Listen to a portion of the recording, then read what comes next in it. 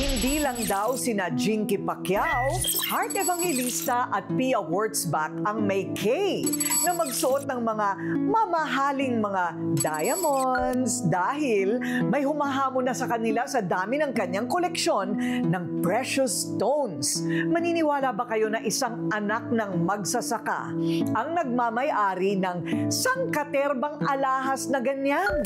Ano nga ba ang kwento at sikreto sa likod ng mga brilyante ni Charo?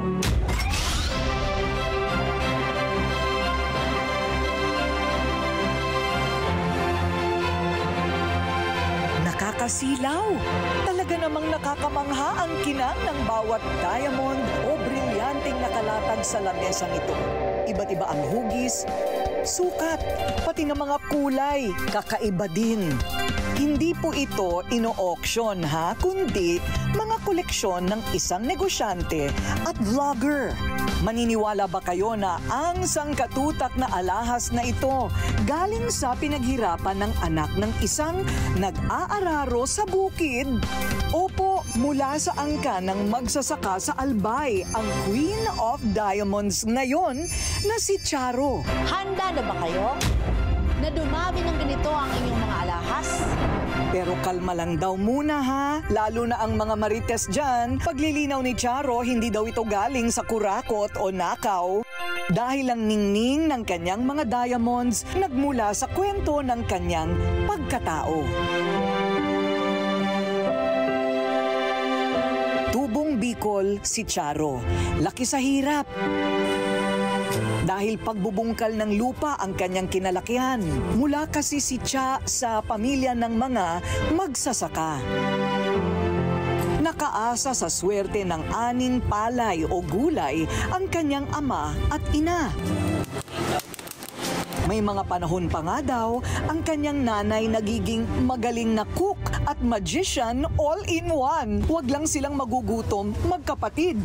Na habang nakatitig ako dyan sa napakalaking bato na suot mo, hindi ako makapaniwala. Gaano kahirap kayo dati? Sobrang hirap po talaga, Miss Corina, na yung itlog, para dumami siya, isang itlog, ginagawang sinabawan ng nanay ko para magkasya po sa aming magkakapatid. Ilan kayong magkapatid? 8. Ako po yung panganay. Pati na kanilang palikuran o CR, hindi rin maayos at pwedeng masilipan. Wala kayong banyo? Opo. Alam mo po, Miss Corina, yung CR na nakatagpi ng sako, meron lang siyang kahoy. Oo. So, butas po yan, malalim.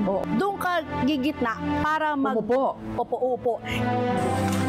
Kahit na sinasampal na ang pamilya ni Charo ng kahirapan, nanatiling positibo ang pananaw ni Cha sa buhay. Tay, balang araw makakahon din tayo sa hirap. Ang gusto niya, makatapos ng pag-aaral para matapos din ang kanilang hirap. Sa murang edad, dumidiskarte na siya para may ekstrang kita pansuporta sa pag-aaral. Bata pa lang, negosyante na si Cha. Meron po ako ditong, scar na yan. Oo, malalim. Yan, malalim. Na hanggang ngayon po I'm 42 pero kitang-kita pa rin. Oo. Alam niyo po yung karit, panggapas ng palay na ganito? Grade 5 ako noon, tumutulong talaga ako mag-ani ng palay. Oo. So sa sobrang laki po nung pangkarit na yon, pag hawak ko, sumabit siya dito, yung dulo. So ito, ngumiti talaga siya. As in, kita ko yung buto ko yan eh. Anong edad mo naisip na, ay mahirap kami? Bata pa ako, Miss Corina, talagang alam ko nang mahirap kami. Ako yung bata na talagang iisip din ako ng paraan kung para kumita ng pera. And then, wala talaga kaming source of income, kundi yung palayan lang. Aminado si Charo, isa siyang ambisyosa. Gusto talaga niyang yumaman at magsuot ng maraming alahas. Elementary at high school pa lang si Cha, determinado na siyang maging achiever. At success naman dahil nagtapos siya with flying colors. Bilang ganti at tanda ng pagmamahal sa kanya ng kanyang nanay, isang kwintas ang niregalo kay Charo. Ito ang kauna-unahan niyang alahas. May pinamana sa'yo yung nanay mo na sabi mo parang naging agimat mo na. Ito po yun. Binigay po ito sa akin ng nanay ko nung college ako, high school going to college. So, nung suot ko to, tuwang-tuwa po ako noon eh. Kasi pag nakaharap ako sa lamin, ay, nakaginto ako.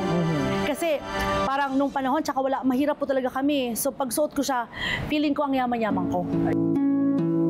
Pero dala ng kabataan at kapusukan ang pinamanang kwintas. Abay ilang beses na prenda sa sanlaan.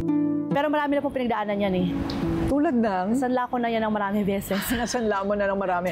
Yes. So, napondohan yung mga pangangailangan mo. Yes. Kasi nung college ako talagang gusto ko mag-aral. So, medyo kinukulang. So, eto, talagang nasanla na yan ng paulit-ulit.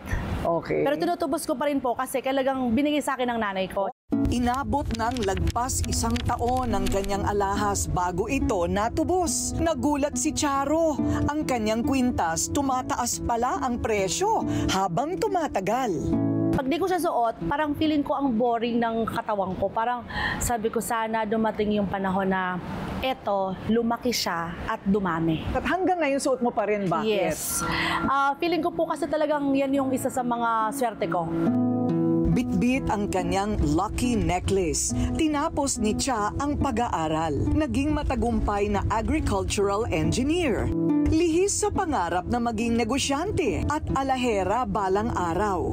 Nang makagraduate, todo sa pag-racket si Charo. Habang empleyado, kaliwat kanan din ang kanyang naging sideline. Sa sales department po ako. So, agricultural engineer, ako po yung laman ng palayan. Nagdadrive po ng tractors, yung mga malaking mga heavy equipments, mga farm machineries.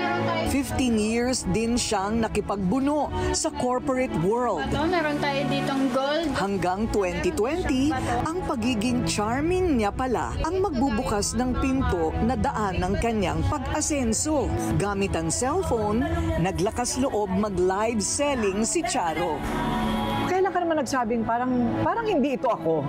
Parang iba naman. Panahon po ng pandemic.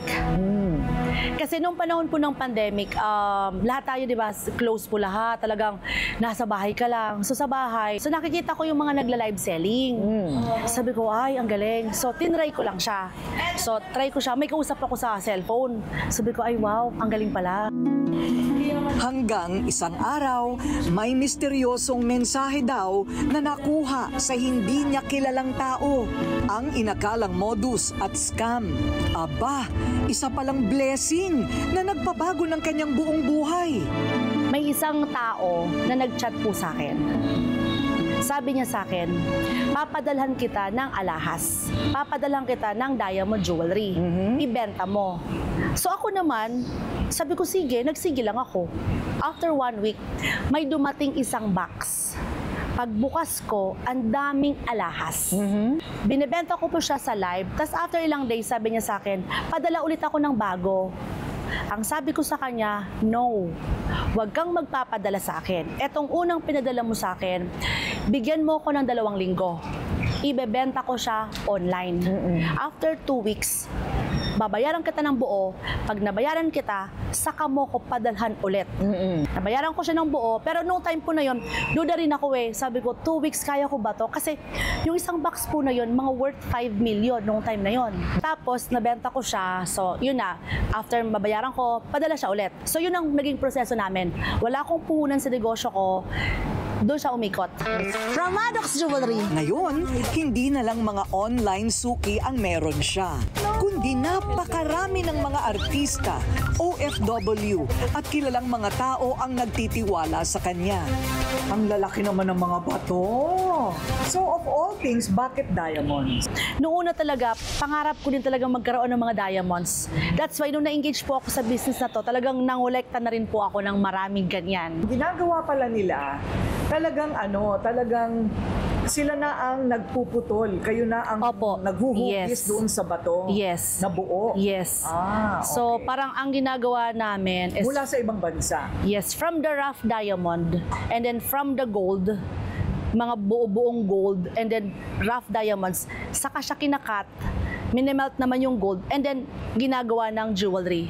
So from scratch kami talaga nag-umpisa. Kaya kayo naging supplier ng maraming tindahan. Maraming mga resellers. Ayun, okay. Kaya mura sa kanya. Sabi niya, hindi ko pa alam ang mga presyo.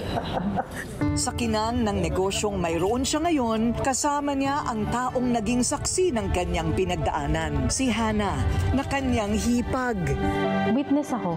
Saksi talaga ako na nagpursige talaga silang mag-asawa. Kasi si Ma'am Cha, na kita ko sa kanya, actually, kitang-kita ko talaga sa kanya na sobrang taas ng pangarap niya. Ayaw niya mag-settle na dito lang. Sobrang nakaka-proud siya. Kasi kita ko siya nung walang-wala pa sila.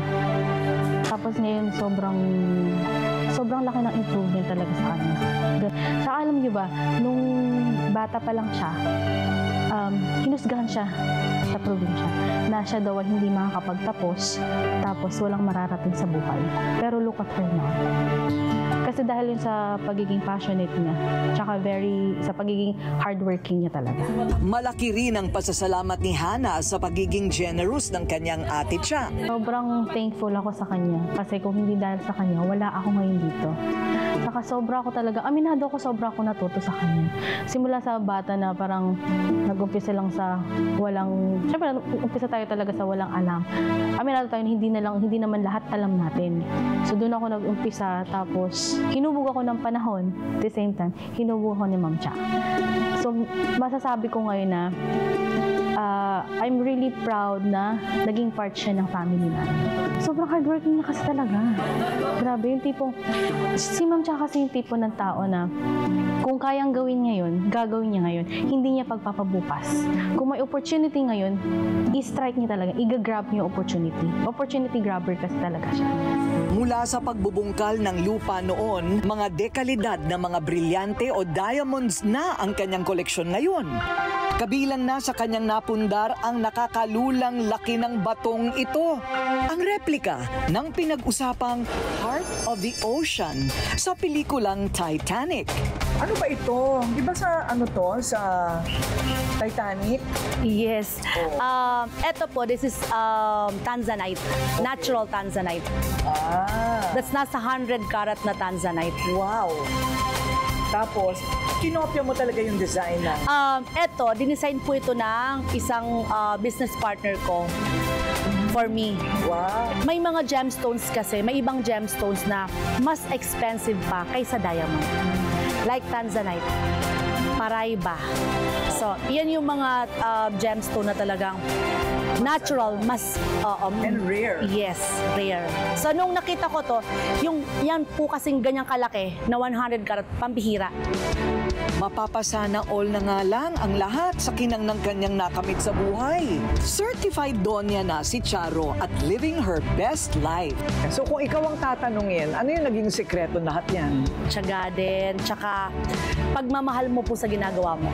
Pagmamahal sa mga taong nakapaikot sa'yo. And then, give back.